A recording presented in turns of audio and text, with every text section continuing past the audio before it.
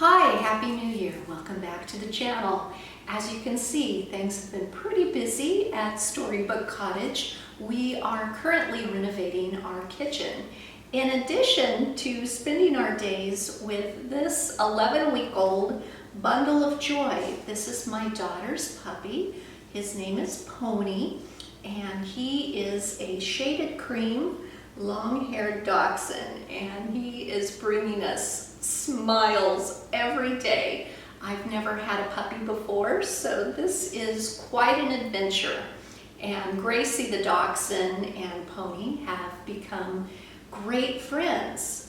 So each week on my website, I'm going to be featuring a post that shows what is happening in each week of the kitchen renovation. Okay, just a second, big guy. And so you can follow along. I will link to my website down below. Pony says it's time to get down and play, so we will let him do that and talk about some other adventures that are coming up. How you doing? Yes, I love you too. So Gracie still remains my favorite sewing companion, and we have already started a few projects this January. The first was an 18th century pocket, and then I made sort of a modern day peasant blouse, and we can step into the sewing room to talk a little bit more about that, as well as some projects that are in the works. And Pony Boy is at the base of the camera. It's going to be a good, fun next couple of months, so I hope you'll enjoy this wild ride. I had gotten a few comments on social media from people who wondered if they had maybe missed the post where I shared my own personal holiday dress. And this year I chose to sew a dress for my son's girlfriend Megan, and I did make a video about that, which I will link to. And I also always sew a Christmas dress for my daughter, which I shared on my website. I didn't make a video just because I finished it I think the day before Christmas Eve, and I had already started my break from social media and my website. But one thing that I did make for myself is a blouse that is similar to the one that I'm wearing. As I've mentioned before, I've been trying to very much sew from my stash, and I'm sure a lot of you can relate that now I'm kind of down to pieces where I maybe have 1 yard left of just one fabric, or maybe half yard of another fabric. So I'm trying to design garments where I can join such fabrics and that it looks kind of cute. So such was the case with my Christmas top, and I had made this, I think I finished it pretty early on in December, and it kind of features two, I would classify them as holiday themed fabric, and this vintage rickrack is just fabulous. It's got some gold threads running through it,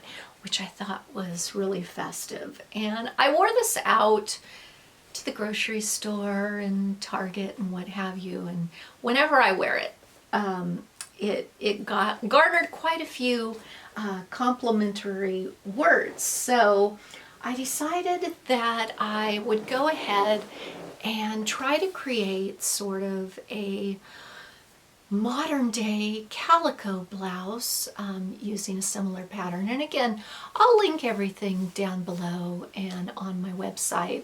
And this one features a vintage scallop trim on the sleeves, which I really loved. And I added a tie. You know, you can wear it if it's a colder day. Just tie up the tie, and I think that looks cute too if you want to be a little bit more modest or old-fashioned and feel, I think both looks are kind of cozy cottagecore, which is what I was going for. So over on my Instagram account, I had shared that my very first project of the year was this 18th century pocket. My friend Michelle, who has been on the channel a few times, had digitally, that's a hard word to say, embroidered a piece of beautiful linen. And she had used a digital pattern that was created by Sewstine. And I just love it. It is based on a pocket design that is now housed in the Victoria and Albert Museum. And the pink bias strips that I used for the edge, and then the pocket access as well as the backing, were leftover pieces from the Bridgerton gown. And there's Pony. We're just gonna keep going because with a puppy, life is life. So last February, I think it was during the major snowstorm that we had experienced here, I had hand beaded a Regency era dress using this beautiful pink silk. And I had some small pieces left over that I wanted to use up. And this is definitely the year that I'm going to be dipping my toe more into 18th century fashion. And the first dress that I'm going to be making is a pink color, so this will work beautifully. And I did hand sew most of all the edges, and of course this was, the digital embroidery was done on a machine, but I just love it. So the next thing that I'm going to be working on is this mitts pattern. Now it indicates that you should use wool, but I have seen the mitts done in silk. Silk is actually the most insulating of the natural fabrics, and I'm going to line it in the same type of linen as the pocket. And I think I might add some hand beading detail right where the knuckles are. So I'm going to be working on that. Probably start later this afternoon. It's a very rainy, overcast day, so I'll pop on maybe Dangerous Liaisons. I remember they wore some really beautiful mitts there. And for other cozy sewing, I found this pattern recently, and I paid $3 for it. It was at a antique mall, and my daughter has been needing a robe. So the first thing I'm going to make with this is View A. It's this robe. It has a mandarin collar, and last year at an estate sale I had come across this beautiful chenille bedspread, and I know a few of you are like, oh, she's not going to cut that up, is she? Well, it is, first off, heavily stained, and it also has a lot of holes. So I'm not opposed to cutting things when it's in cutter condition. So I'm going to get started on these projects. It took me about 3 hours to lay everything out and attempt to cut the pieces without any stains or holes, but there were just a few small areas. This is near the neckline. So I had a extra chenille flower that I'm just gonna place like this. It's not the full flower because it mimics the neckline, and I'm just gonna sew it on to cover that area, because since it's right near the face, you would definitely notice it.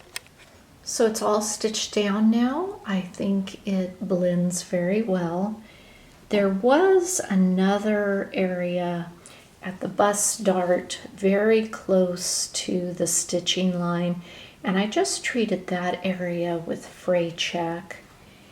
And then down over here, if you look on the opposite side, there was a really huge stain.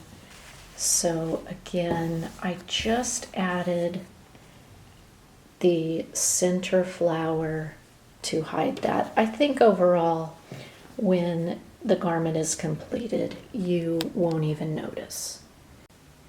I am really pleased with how the robe turned out. It was a little bit challenging. There were several areas that had staining as well as holes, so I actually ended up doing 15 different areas of the front, back, and sleeves that I did repairs just simply by camouflaging it with some extra applique that I cut from leftover sections. I'm pretty pleased with how it lined up. It's a little bit off here, but it does meet up here. With what I was trying to do and having to navigate around, stained and areas with holes, it's pretty good. I'll take it, and my daughter is absolutely thrilled with it. She did want a pocket, so I did add that to the design, and we added some of the bedspread bottom edge fringe to that, and she is a prairie girl at heart, so something really fun was that I added fringe along the sleeves, which she absolutely loves that detail. It has some vintage metal buttons, and I will come in for a close-up in a minute. It is fully lined in the sleeves as well as in the interior, and that just gives it a nice weight, and it feels good. Along the back, there are still a few areas kind of right in here where there's a little bit of staining, and you can see I couldn't get it to match up in the back.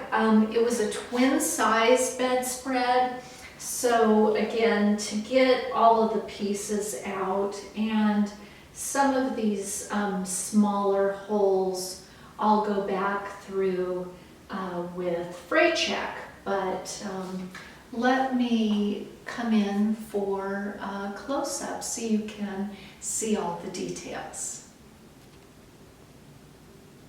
So the front of the robe, it is a full-length robe, and here is some of the detailing of the sleeve. I did really like the construction.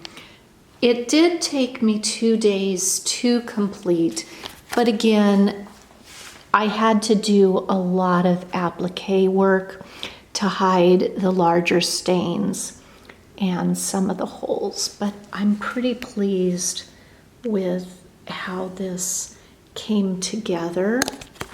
And a little pocket, so when she goes out at night, just to drop her phone or some keys in to take with her when she needs to let him out at night.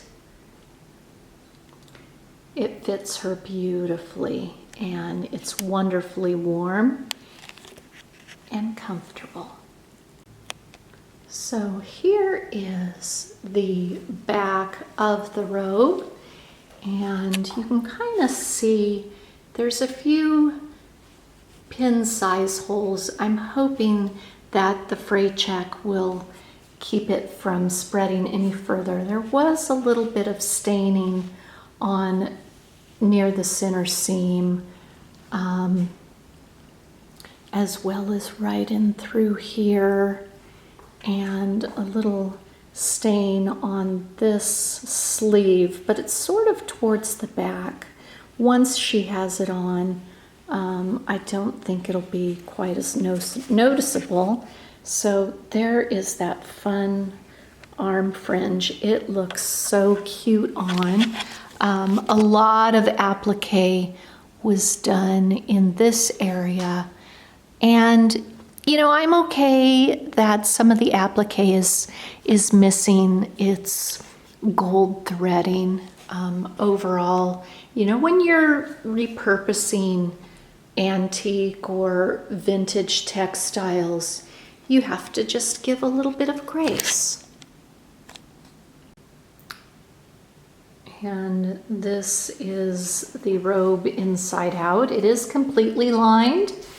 And yes, I didn't have enough fabric to do one color throughout, but I think it's kind of fun. I think it's kind of a neat detail that shows off the shoulder seaming and where the sleeves start. I'm okay with it. Finishing your garments helps them to wear better and last longer. So this is why I take the time to do this. Hopefully she'll have this robe for many years.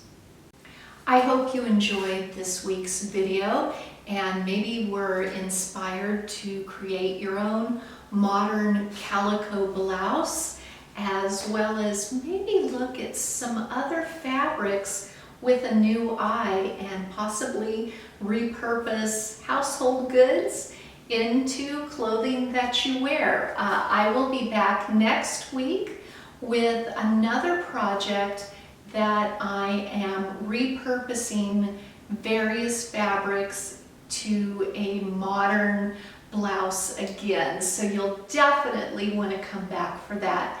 As always, I would appreciate if you would hit the like button down below, and of course there is the subscribe button if you want to be told in advance when a new post is up.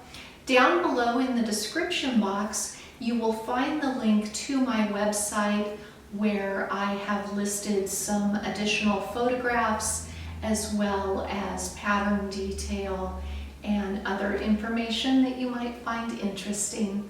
Have a great day.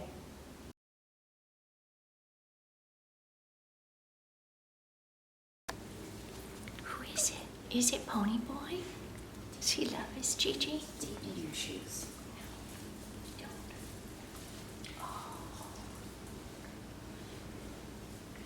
Hi, welcome back to the channel. I am Ingalls Gunn. Now, shall we try it again? Okay.